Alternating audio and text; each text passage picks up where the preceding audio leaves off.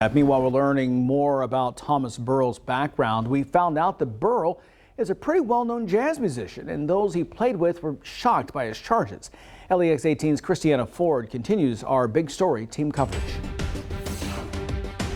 What do you do for a living, sir? I'm a musician, sir. The man appearing in court accused of committing the murder of a Richmond couple, setting fire to a building, and engaging police in an hours-long standoff is well known in the bluegrass jazz community. Fantastic player.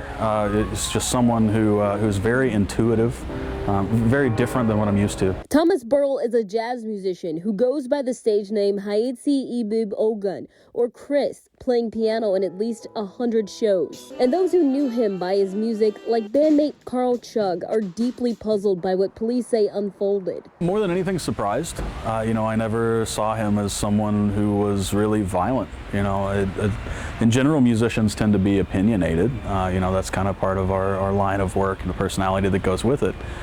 So he definitely had some of that, but never anything that said, oh, you should watch out, you should be careful. This is the last place we know of Birl publicly performing, and that was January 2020, before the pandemic.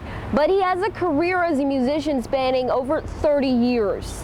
Just since 2016, Birl's played at Creole, the Historic Lyric Theater and Cultural Arts Center, Willis Music, Christie's, and the Berea Farmers Market. We met through various contacts here in town. It's just kind of one of those things. It's not a huge community, so we all kind of know each other. So names pop up. You hear names from a couple places. It's usually a good idea just to get together and play and kind of feel it out. But while it was mainly business, Chug, like many others, are trying to find out how this musician went from creating beautiful melodies to being accused of taking 2 lives. In Lexington, Christiana Ford, LEX 18 News.